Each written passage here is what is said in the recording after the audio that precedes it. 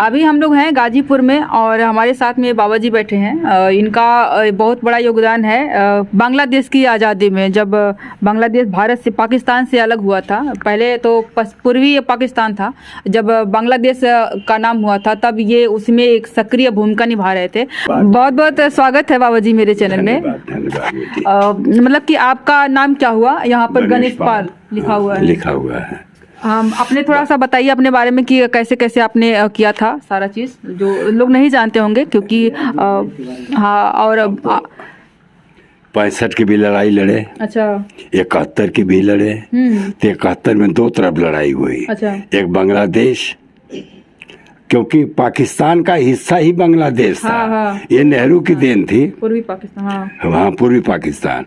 तो उस समय नियाजी जो वहाँ का कमांडर था बांग्लादेश का, वो पाकिस्तान का ही कंट्रोल करता था।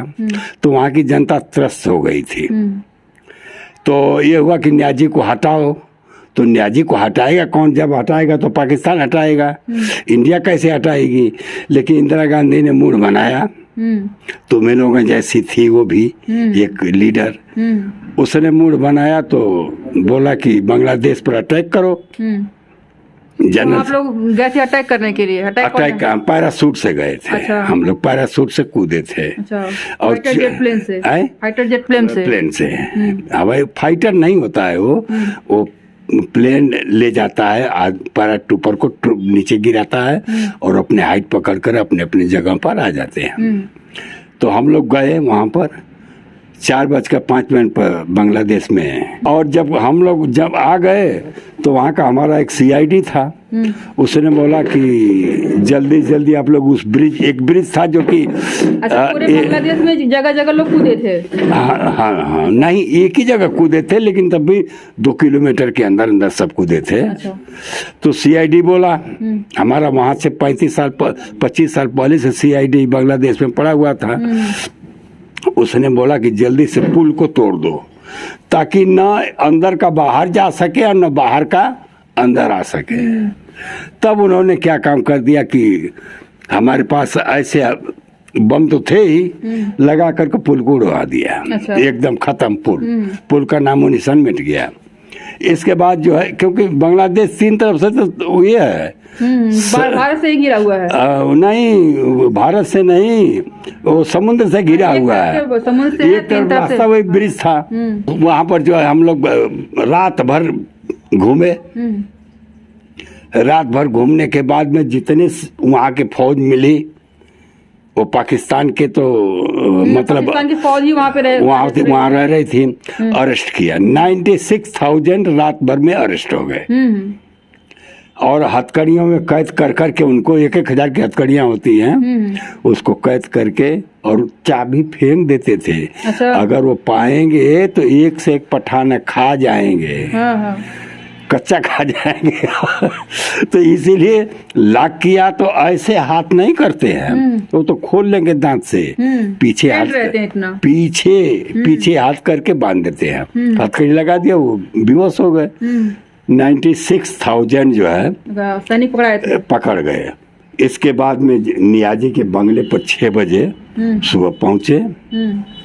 ये देखिए कहानी आप लोग सुन रहे हैं जब आज़ाद हुआ था बांग्लादेश, ध्यान से सुनिएगा। तो जब नियाजी को अरेस्ट करना था, क्योंकि जब तक वहाँ का कमांडर अरेस्ट नहीं होगा हार नहीं मानी जाएगी। बिल्कुल। आज जैसे पुतिन है और जेलेंस्की है, अब ये दोनों हार नहीं मान रहे हैं। एक अरेस्ट हो जाएगा तो हार मान जाएंगे अपने ऑटोमेटिक। अब चाहे पुतिन हो जाए चाहे जेलेंस्की हो जाए। तो उसी प्रकार से तो जनरल को जब 6 बजे आदेश मिला था दिल्ली से कि अरेस्ट करना है, तो 6 बजे हम लोग उसके बंगले को चारों तरफ से घेर लिए।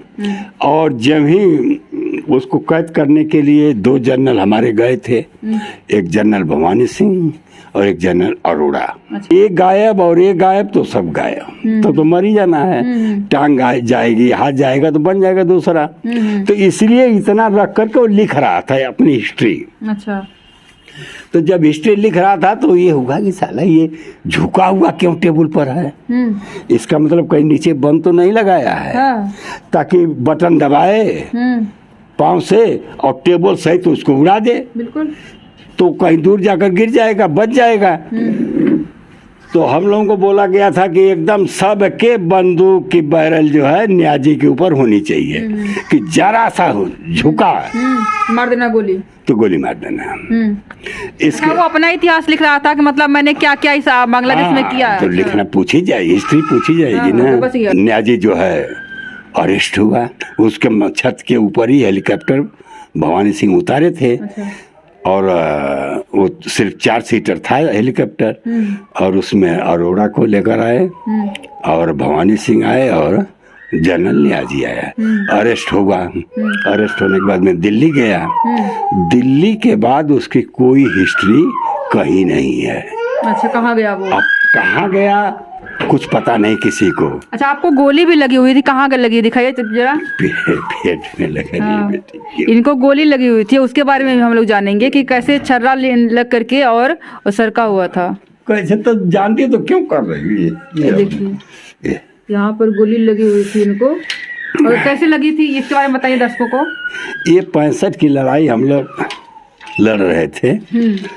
तो सुबह जो है दुश्मन सब जानते हैं कि सुबह आदमी शिथिल होता है, क्योंकि फ्रेश होना है, हाथ मुंह धोना है, कोई चाय पीने गया, कोई कुछ करने गया। तो उसी समय बम्बारमेंट होने लगा। अच्छा, पाकिस्तान से, पाकिस्तान की तरफ से बम्बारमेंट होने लगा। अमृतसर बॉर्डर पर, बाघा बॉर्डर सुने होंगे तुम लोग, बम्बारमेंट करने लगा जहाज से। तो उससे एलएमजी से फायर करते थे। अच्छा। घने पेड़ देखकर, गन्ने का खेत देख करके या झुंड देख करके वो फायर करता था। तो झुंड देखा जब, तो उसने फायर किया। तो हम लोग, हमारा कमांडर बोला कि जब जहाज आती है तो रेडार कैच करता है, तो रेडार से ही पता लगाते हैं हम लोग कि जहाज कहाँ से चला है और किस दिशा में आ रहा है। तो कमांडर रेडार के पास बैठा रहेगा, वो वही अनाउंस करेगा सेटों में कि ऑल ट्रूप्स ट्रेंच। ट्रेंच मतलब मोर्चे, हिफाजत वाली जगह। तो जब उसने बोला तो हम लोग मोर्चे में डट गए, जा रहे थे। तो मोर्चे में तो कोई पहुंचता है, कोई नहीं पहुंचेगा। मोर्चे में कितने आदमी जाएंगे? अरे एक मोर्चा 3-4 आदमियों के लिए होता है। तो जो जहां वो लेट जाए। तो वहीं पर हम लेटे हुए थे, तो बंदूक का निशाना तो उधर ही होगा ना, उसी के तरफ। तो ऐसे ही बंदूक पकड़े थे और ऐसे ही थे हम लोग। तो गोली उसकी बंदूक के लोहे वाले हिस्से में पड़ी, आकर टकराई, और टकराने के बाद वहां से एक छोटा सा गुटखा को घुस गए। चिंगा मतलब टुकड़ा घुसा, और बड़ा होल गोली, अगर गोली पूरी घूमेगी तो खत्म हो जाएगा, पीछे भगाड़ मचा देगा ना। जिधर से गोली घुसती है उधर पता नहीं चलता, लेकिन पीछे उजाड़ देता है। अच्छा, आप 65 की लड़ाई की बात कर रहे हैं, तो अभी हम लोग बीर अब्दुल हमीद पार्क से भी आ रहे हैं। वहाँ पर आपका बहुत बड़ा योगदान सुना है कि सारा चीजें आप जो उनके सारी चीजें थे सारा आपकी लेकर आए थे। आपके फ्रेंड थे वो? हाँ, हमारे दोस्त है, मेरे गाँव के थे। क्योंकि साथ ही आप लोग ने तैयारी करी थी फोर्स में जाने के लिए? हम लोग, अरे भाई उसने ही, हमीद ने ही बोला था आपको? हाँ, हमको। क्योंकि वर्दी जब पहन कर आता था वो, पैदल ही आना है। तब न ये रोड था, न कोई रास्ता था। मेड रोड रहा होगा। मेड से आते दुल्लापुर स्टेशन से। तो अपना जब वर्दी पहन कर चलता था बड़ा अच्छा लगता था। हम लोग देखते थे। तो हम लोग खेलते थे, तो बोला, हमीद बोला कि सुनो तुम चले। अच्छा, आप तो छोटे रहे होंगे उनसे थोड़ा? कितना छोटे रहे होंगे? हमसे बड़े थे, वो सीनियर थे। कितने छोटे रहे होंगे? 4 साल। अच्छा। 4 साल उससे, क्योंकि वो 54 का भर्ती है, मैं 1958 का। अच्छा। तो उसने ही बोला कि जाओ 16 अगस्त को भर्ती है बनारस में, हो जाओ भर्ती, क्यों इधर घूम रहे हो? अच्छा, भर्ती का आप बोल रहे हैं कि एक तारीख उन्होंने बताया, अभी बहुत सारा प्रोसेस होता है, फॉर्म भरना, फिर फिजिकल टेस्ट, ये वो तब कैसे होता था? उस समय कोई जाता ही नहीं था फौज में। हर बेटे को माँ जो है छिपा कर रखती थी कि फौज में मत जाना। अगर पुलिस आती सपना होता है कि हम फोर्स में जाएंगे, फौज में जाएंगे, है ना? हाँ, हमीद ऐसे नहीं भर्ती हुआ। हमीद को पुलिस आकर ले गई। अच्छा। पुलिस एक बार आई तो उसके पिता उस्मान थे।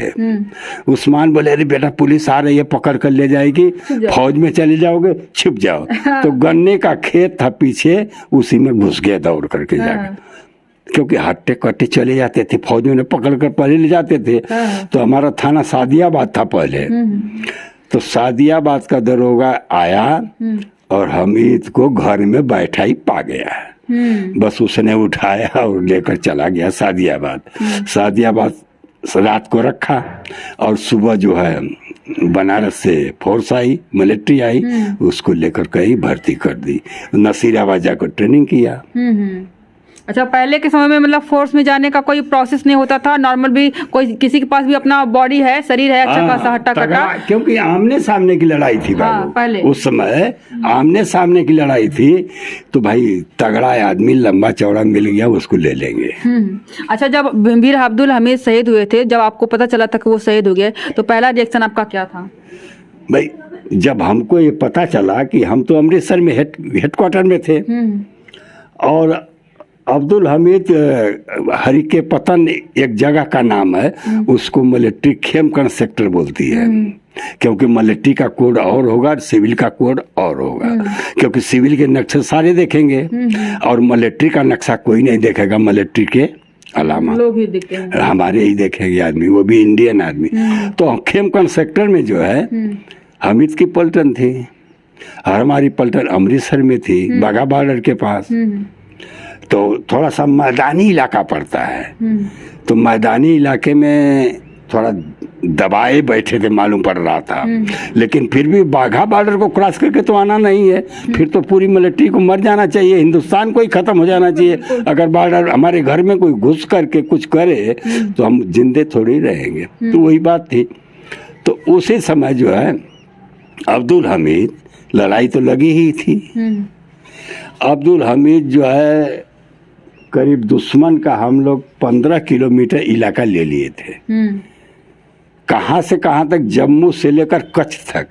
कच्छ की खाड़ी देखी हो नक्शे में ना, वहां तक जिस आदमी का 15 किलोमीटर जमीन चली जाएगी वो जिंदा रहेगा, मर जाएगा वो। अब उसने तंग आकर के पेटेंट टैंक को मार्च कर दिया। अमेरिका पेटेंट टैंक अमेरिका का दिया हुआ था। उसने ये बोला था कि हिंदुस्तान के प्रति यदि लड़ाई लगे तो इसको यूज करना, मत यूज करना, क्योंकि इसको मार को रोकने के लिए कोई हथियार उसके पास नहीं है। अब इसमें क्या हुआ कि मरता क्या नहीं करता है, जिसकी 15 किलोमीटर जमीन चली जाएगी, ये हर मेड़ छटैया हो जाता है, मारपीट हो जाती है। ये चीज आप बता रहे हैं कि 15 किलोमीटर भारतीय सेना उसके अंदर घुस गई थी, लेकिन वो वापस कर लिया गया। इस पे आपको क्या कहना है? क्या कहना है? मतलब वापस इसीलिए किया गया क्योंकि उस समय हमारे देश के प्रधानमंत्री लाल बहादुर शास्त्री थे, और पाकिस्तान जाकर पूरे देशों के पास रोया। अच्छा। बोला कि हम खाएंगे क्या, हम रहेंगे क्या, हम कैसे जिएंगे। तो सारे देशों ने ये नहीं कहा कि पहले तुमको शुरुआत तुमने ही करी? क्या चीज? ये मतलब कि यही लड़ाई करने की, वरना भारतीय सेना क्यों तुम्हारे अंदर घुसती? नहीं, लड़ाई जो ऐसे नहीं कोई कराता है। अच्छा, न पाकिस्तान करेगा न हिंदुस्तान करेगा। फिर शुरुआत कहाँ से हुई थी? शुरुआत यूएनओ से होती है, संयुक्त राष्ट्र संघ। अच्छा। वो दोनों को जब बॉर्डर पर देखेगा ठुकुर मुकुर हो रहा है थोड़ा बहुत, तो बोलेगा कि तब तुम लोग 3 दिन के बाद लड़ जाओ। अच्छा। अपना फैसला कर लो। बताओ। तब यूएनओ जो है टाइम देता है, 72 घंटे के बाद ही टाइम देगा, क्योंकि अपनी तैयारी तो करना है ना। तो जब हिंदुस्तान लड़ के बंटवारा कर लो, देखो जो जीतता है ज्यादा है वो उसका ढेर है। तो हिंदुस्तान जीत लिया था, तो जाकर के यूएनओ बीच बचाव क्यों नहीं किया कि मतलब कि आपने तो जीत लिया है, फिर आप वापस क्यों करेंगे? तो सुनो, क्यों नहीं करेंगे? यही बेईमानी बात करोगी। नहीं, बेईमानी नहीं, अगर हमने जीत लिया है लड़ाई करके तो ठीक है, मान लिया मैं। ये बात तो सुनो पहले। जब जीत लिया था और वहां पर झंडा गाड़ दिया था, तो पाकिस्तान ने सोचा ना कि अगर इंडिया ऐसे आ रही है तो 3 दिन के अंदर लाहौर पर कब्जा कर लेगी। तो जिसकी राजधानी कब्जा तो सब कुछ कब्जा। बिल्कुल। तो उसने अपनी राजधानी को उठा करके सबसे पहले कच्छ भुज भेज दिया। राजधानी को पहले उठाकर हटाया, तब पेटेंटैंक को मार्च किया। अच्छा। और पेटेंटैंक पूरे जम्मू से लेकर के कच्छ की खाड़ी तक उसने लगा दिया। 101 पेटेंटैंक को लगाया था पूरा माँ से मार दे। तो जिस कंपनी के सामने जितने पेटेंटैंक आए तो वो मारेगा ही, जाहिर सी बात है। तो उसने क्या काम कर दिया, कुदरत एक ऐसी थी कि हमीद का इलाका मैदानी इलाका था, तो पेटेंटैंक जल्दी आएगा। तो 15 किलोमीटर पे जब ही झंडा गड़ रहा था, तब तक हमारा सीआईडी वहां से बोला कि अरे पेटेंटैंक मार्च कर गया है।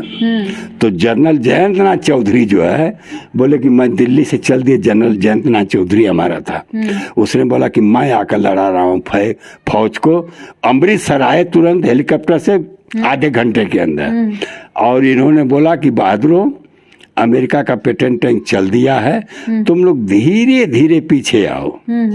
तो वही पीछे आने, अरे भाई कौन जाएगा काल के मुंह में, लेकिन कमांडर लूज बात नहीं करेगा। बोला कि अमेरिका का पेटेंटैंक मार्च कर गया है बहादुरों, तुम लोग धीरे धीरे अपने मोर्चे पर आओ, क्योंकि हमारा मोर्चा टाइट था। और उधर तो भाई मैदानी इलाका है, मार करके गिरा देगा पूरे को।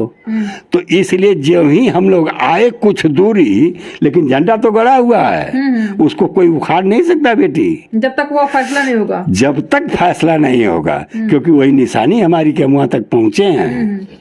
तो झंडा नहीं उखाड़ सकता वो हमारा, वो झंडा गड़ा हुआ था और पैदल पलटन हमारी पीछे आने लगी। जब ये थोड़ा सा ही आई, अब तक पेटेंटैंक आ गया। तो जब आ गया तो हमीद के कंपनी के सामने पहला, देखो ऐसा बहादुर आदमी था जो कि पहला पेटेंटैंक को उसने ही तोड़ा है। और जब पहला एक पेटेंटैंक तोड़ दिया, दूसरका तोड़ दिया, तीसरका जो है हथगोले से उसमें डाल दिया, तो आदमी पूरे मर गए। 16 चक्के होते हैं टैंक में, और टैंक ऐसा था कि वो गोले से कोई टूटने वाला नहीं था, लेकिन चेन ड्राइव जो होता है ना उसका, तो चेन पर मारा तो चेन कमजोर होता है, क्योंकि ज्यादा टेम्पर दे दोगे तो टूट जाएगा, घूमेगा नहीं वो, इसीलिए कम टेम्पर में था तो उसको मारा, टूट गया। आरसीएल गन का गोला इतना बड़ा होता है। तो जब टूट गया, एक जब टूटा तो मनोबल ऊंचा हो गया, दूसरा का तोड़ा और मनोबल ऊंचा, तीसरा जब देखा कि हमारा टैंक और पाकिस्तान का टैंक ऐसे भिड़े हुए हैं, दोनों का बैरल ऐसे नहीं होने देंगे। 32 फुट बैरल इसका है, 32 फुट बैरल इसका है। ये देख रही हो ना, गाड़ी खड़ी थी, देखो मैंने। तो इसका तो खैर 22 फीट है बैरल, तो 22 फीट नहीं है, ये तो थोड़ा सा निकाल दिया गया है इस बैरल को, क्योंकि हमें लोग जबलपुर से लाए तो बोले ये कीमती चीज है, इसको निकाल दिया जाता है, क्योंकि डैमी में रखना इधर। तो वही जो है 22-32 फुट उसका, उस टैंक का, 32 फुट हमारे टैंक का। अब वो ऐसे लड़ेंगे आपस में, टक्कर मारेंगे, जिसकी मेट्रोलॉजी कमजोर होगी वो टूटेगी। अब हमीद ने देख लिया कि ये तो एक टैंक हमारे टैंक से उलझ गया, बस उधर ही था हमीद वहां से आया, ग्रेनेड यहाँ से निकाला और टैंक पर चढ़ गया। टैंक ऐसा होता है बेटी कि ये मकान थकान गिरा था, बस चला जाएगा, कुछ पता नहीं चलेगा अंदर बैठने वाले को। अरे इतनी मोटी चादर होती है, क्या पता चलेगा, लोहे की चार तरफ तब बना है। अब उसने जो है क्या काम कर दिया कि आया और ग्रेनेड को उसमें डाल दिया और ढक्कन कर दिया बंद। अब वो तर सबके जैसे मक्की का लावा फूट जाता है वैसे सब फूट के मर गए। 7 आदमी थे, 7 खत्म। जब खत्म हो गए तो ये पाकिस्तान के टैंक में उन्होंने डाला था। तो जब भाग करके जा रहा था अपनी गाड़ी के पास, तब तक चौथे टैंक वाले ने हमीद को देख लिया। बोला अरे इस साले ने तो हमारे टैंक को बर्बाद करके जा रहा है। बस मारा गोला हमीद का जो है बायां बाजू दाहिनी टांग, क्योंकि दौड़ता हुआ जाता है ना आदमी, उड़ा कर ले गया, क्योंकि ये दौड़ रहा था, आगे से गोला गया तो उड़ा दिया जो पाया हो। हामिद गिर गया तो ड्राइवर देखा कि हमारा फायरर गिर गया है, तो उसने उठा और कान पर लादा और गाड़ी में डाल दिया और सफेद झंडा लगा दिया। जिसमें कोई मरीज है या फिर मरा हुआ है? हम देखिए 3-4 चीज पर गोली कभी नहीं चलती है। अब तो खैर बेईमान आदमी हो गए हैं। उस समय जनेवा कॉन्फ्रेंस में है कि हॉस्पिटल पर गोली नहीं चलेगी, धार्मिक स्थल पर गोली नहीं चलेगी और अस्पतालों पर गोली नहीं चलेगी, जहाँ मरीज हैं नहीं चलेगी। और उस टैंकर पे नहीं चलेगी जिसमें कोई मरीज जा रहा हो। हाँ, सफेद झंडा लगा दोगे तो कोई गोली उस पर नहीं चलेगी। अच्छा, सारा सामान उनका आप ही लेकर आए थे? क्या क्या सामान थी उसमें जो आप लेकर के आए? अरे उसके कपड़े लत्ते थे। अच्छा।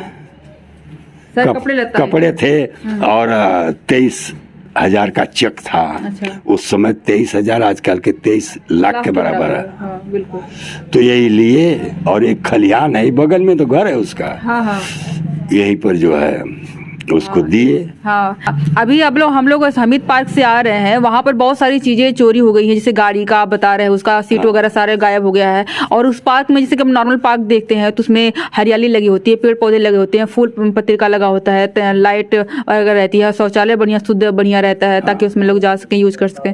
यहाँ की स्थिति हमने देखी बहुत ही दयनीय है, बहुत ही दयनीय है। तो इसके बारे में आप क्या कहेंगे सरकार? इसके बारे में ऐसा है कि हम तो पहले ही डीएम को बताए थे कि एक आप गार्ड दे दीजिए, यहाँ पर गार्ड दे दोगे तो वो फूल माला फूल पत्ती को भी पानी देगा, रखवाली करेगा और सोने के लिए बल्कि उसको एक मकान बना दिया जाएगा उसी के अंदर सोता रहे, 4-6 कुर्सियां रहे, कोई ऐसा आदमी जाए तो बैठे कुछ। अच्छा, लेकिन हाँ तो करते हैं, करते कुछ नहीं। बिल्कुल, बहुत ही दयनीय स्थिति हम लोग अभी देख के आ रहे हैं। तो ये रहे हमारे साथ बाबा जी, जो क्या नाम है इनका, गणेश पाल है, और बांग्लादेश की जो आज़ादी है उसमें इनका अहम भूमिका है, अहम योगदान है। उस आज़ादी के लड़ाई में ये भी सक्रिय भूमिका निभा रहे थे। तो ये रही मेरी आज की वीडियो। मैं हूँ अर्चना यादव और आप देख रहे हो उत्तम न्यूज़।